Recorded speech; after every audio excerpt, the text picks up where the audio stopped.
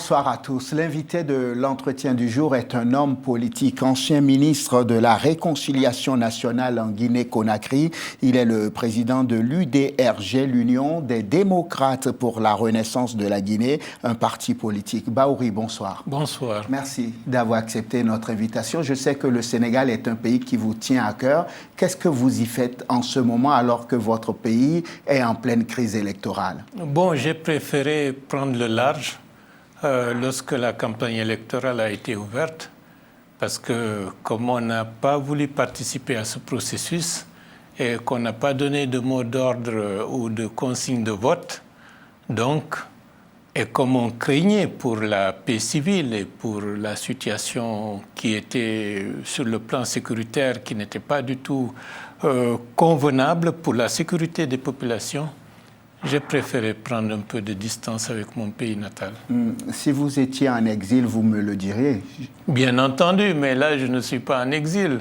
Lorsque j'étais en exil, on se voyait souvent, mais actuellement, non. Je rentre la semaine prochaine à Conakry. Est-ce qu'il y a une menace sur votre vie, sur votre famille, par exemple?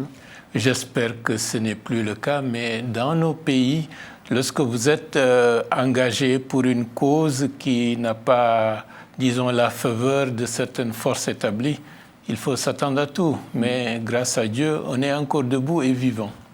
On va parler de la situation politique dans votre pays. Qu'avez-vous pensé globalement de l'organisation de ces présidentielles? Bon, vous savez, on avait déjà dit au président Alpha Condé de ne pas aller dans le sens de cette modification ou de ce changement constitutionnel pour pouvoir briguer un troisième mandat.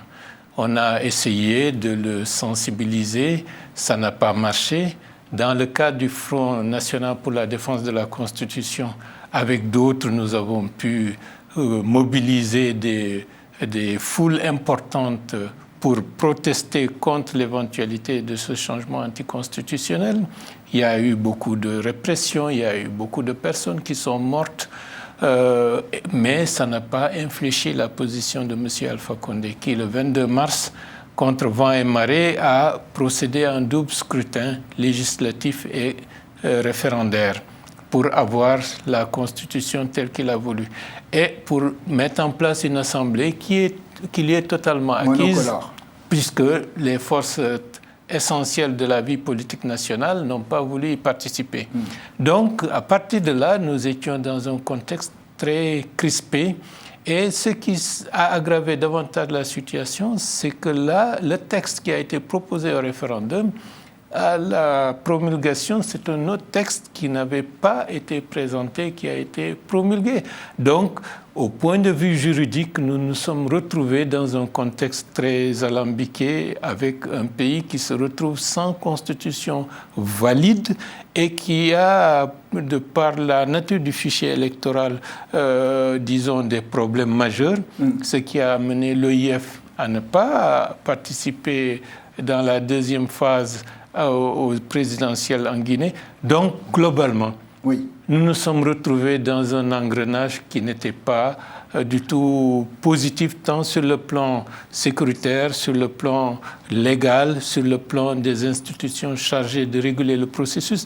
En d'autres termes, c'était une obstination coûte que coûte pour le pouvoir en place, et notamment pour M. Alpha Condé, d'avoir son troisième mandat. Et ça vous a empêché, vous, votre parti, de présenter un candidat à la présidentielle, ou c'est parce que vous n'aviez pas les moyens? Non, il n'y avait même pas d'homme valable pour être candidat? Non, nous n'avons refusé de se présenter, puisque nous ne pouvons pas accepter de consolider l'impunité en participant à un processus dont la légalité est fondamentalement fausse. En allant dans ce sens, on se mettrait dans le chemin balisé par le pouvoir, par M. Alpha Condé, et en d'autres termes, on l'aurait accompagné pour avoir ce troisième mandat. Pourquoi vous dites ça? Vous pensez à Cellou Dalein Diallo, là? Non, ce que je vous dis, je l'avais déjà dit bien avant. Donc, je ne fais que répéter que ce que j'avais dit bien avant le 18 octobre dernier. Est-ce qu'il a fait une erreur en se présentant à cette présidentielle? Est-ce que vous pensez qu'il a servi de sparring partner juste au président en place? En tout cas, nous avions déjà dit bien avant, en allant dans ce processus qui ne sera pas transparent, qui est déjà biaisé en tout point de vue, il n'y a aucune autre issue que d'être, disons, un faire-valoir pour légitimer ou légaliser un troisième mandat. Je parle de Cellou Dalein Diallo. Pour ceux qui vous connaissent, ce n'est pas la peine de refaire l'histoire, mais vous êtes membre fondateur du parti que dirige M. Cellou Dalein Diallo, qui revendique la victoire à cette présidentielle. Est-ce que vous le croyez quand il dit qu'il a gagné? Bon, vous savez, de la manière la plus objective, oui. Les raisons qui nous ont motivés pour ne pas participer à ce processus nous amènent à ne pas nous prononcer sur tout ce qui concerne ce processus qui était d'ores et déjà biaisé à l'avance. Même pas le recours qu'il a déposé devant la Cour constitutionnelle. Est-ce qu'il a une chance de voir son recours, ne serait-ce qu'accepté, examiné? Pourquoi pas, rêvons jusqu'au bout, une élection annulée? Pourquoi vous soupirez comme ça? La Cour constitutionnelle a été celle qui a permis de faire sauter les dispositions d'intangibilité de la Constitution de 2010 en autorisant M. Alpha Condé à recourir à un autre référendum pour une nouvelle Constitution. Et or, les dispositions d'intangibilité sont claires. Une Cour de cette nature ne peut pas ne pas aller dans sa logique jusqu'au bout. Le verre est dans le fruit. Bien entendu. Et vous n'y croyez pas une seule seconde, vous? Non, je n'y ai pas cru, et il y a eu d'autres aspects qui, au point de vue du droit, est une aberration. Un texte qui a été proposé à un référendum, qui a été publié dans le journal officiel, et après le référendum, c'est un autre texte qui est promulgué, et la Cour constitutionnelle indique que c'est ce texte qui fait fonction de Cour constitutionnelle, de constitution pour le pays. Donc, c'est le monde à l'envers. Et dans ce cadre, avec, ces institutions qui ne fonctionnent pas correctement, et cette pression et cette volonté, une obstination, coûte que coûte avoir le troisième mandat, il faut savoir être réaliste et savoir ce qui est possible en n'allant pas sur les pas du processus qui est tracé, planifié par le pouvoir en place. Question pour vous, votre pays est-il en crise? Mon pays est en crise et cette crise a trop longtemps duré. Mais j'estime que c'est une crise de fin de cycle. Donc, j'espère qu'il y aura une possibilité de rebondissement, de renouveau avec l'émergence d'un autre cycle politique qui ne fait qu'émerger de manière relativement difficile parce que l'ancien refuse de partir et le nouveau, naturellement, va faire sauter le couvercle. À quoi pensez-vous? Vous dites c'est mon tour, ça va être notre tour. Ces deux personnalités qui, pendant quelques années, ont phagocyté complètement la vie politique dans notre pays sont sur le départ. C'est ça que vous dites là? Naturellement. Et c'est la nature des choses. Nul n'est éternel. Et de ce point de vue, le temps fait son œuvre et la réalité sociologique a profondément changé. La Guinée est un pays jeune avec des générations de jeunes gens et de jeunes femmes connectés avec les réseaux sociaux qui sont ouverts sur les réalités du monde, qui aspirent à voir ce pays aller de l'avant, mais qui ne peuvent plus accepter de voir leur pays toujours sombrer dans l'immobilisme, dans les massacres, dans le sang, dans des luttes à caractère ethnocentriste. Les Guinéens ne veulent plus de ça. Quel que soit le bord où ils peuvent se sentir proches aujourd'hui, ils veulent quelque chose qui les rassure, qui permette à la Guinée d'aller de l'avant et qui permette aux Guinéens d'être fiers de leur pays, de ne pas être la risée de la sous-région. Et je pense que le moment, de ce point de vue, est proche parce que les facteurs objectifs, au point de vue humain, au point de vue du mental, sont déjà en place. Et vous rêvez en sauveur, par exemple, vous vous dites, ça va être peut-être l'occasion, enfin, d'arriver plus proche du pouvoir. Pourquoi pas? Vraiment. Mais de manière plus sérieuse, j'estime qu'un nouveau temps est venu.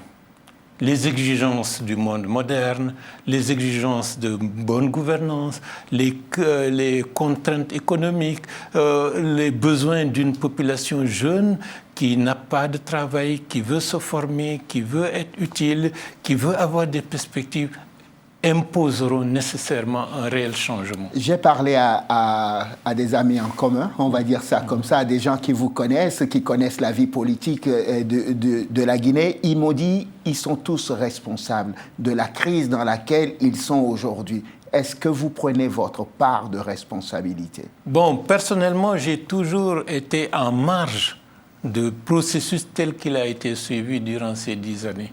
Bien, comme vous le savez, durant ces 10 années, 5 années d'exil, 5 années de retour tourmenté, d'un travail de régénérescence qui n'a pas été facile pour faire prévaloir une nouvelle façon de faire, de nouvelles idées, une nouvelle approche.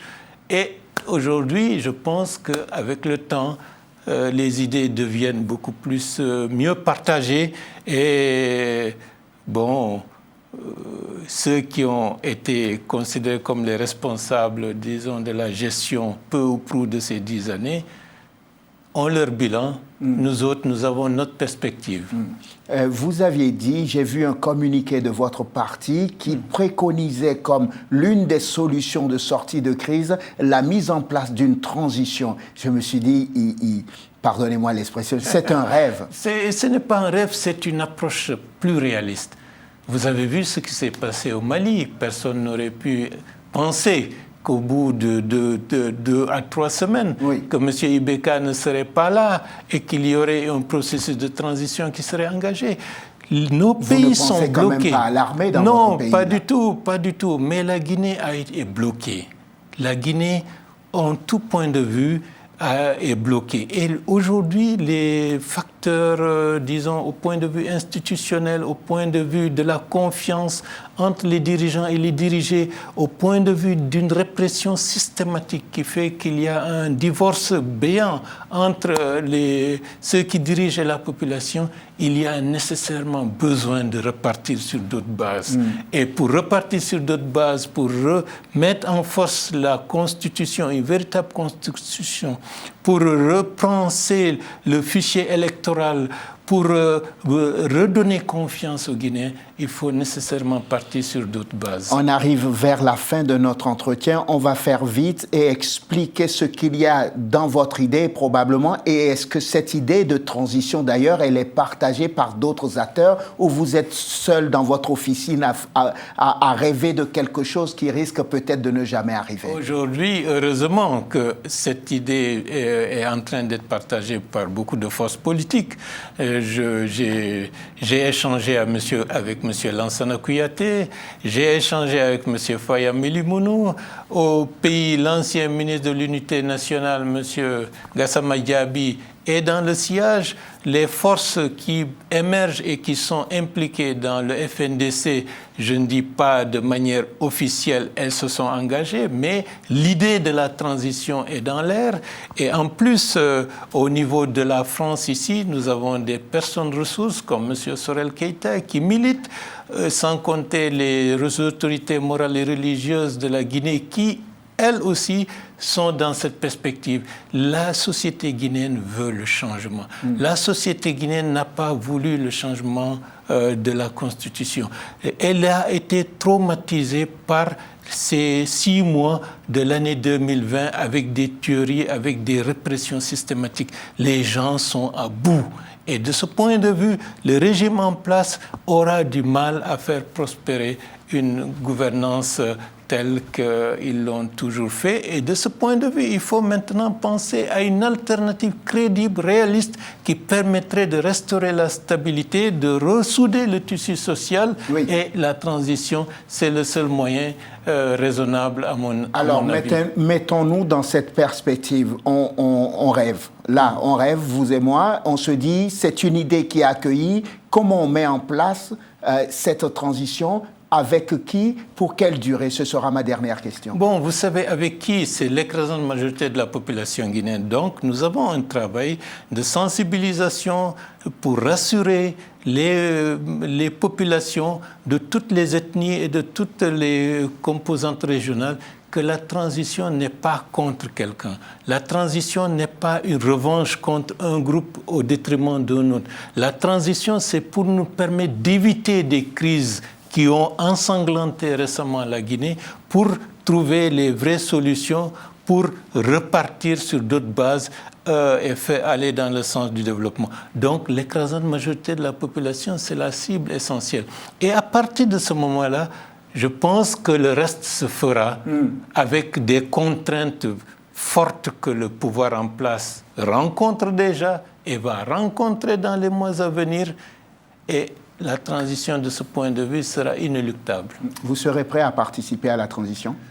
Personnellement, à titre personnel, je contribue à ce qu'il y ait une sortie de crise. Mais dans le cadre d'une transition, peut-être que je pourrais avoir des proches qui pourront y faire partie, mais à titre personnel, je veux m'investir pour une réelle transformation de la Guinée, donc pour les perspectives, disons... En vous réservant pour les présidentielles après la transition. Bien entendu. Bahouri, merci infiniment. Merci Je rappelle que vous êtes ancien ministre de la Réconciliation nationale en Guinée-Conakry. Vous êtes le président de l'UDRG, l'Union des démocrates pour la renaissance de la Guinée. Vous militez pour la mise en place d'une transition dans votre pays, la Guinée, qui connaît à nouveau une crise post-électorale. Merci d'être venu à Paris nous parler de votre point de vue. C'est moi qui vous remercie. Merci à vous de nous avoir suivis. Excellente suite de programmes, évidemment, sur Télé Sud.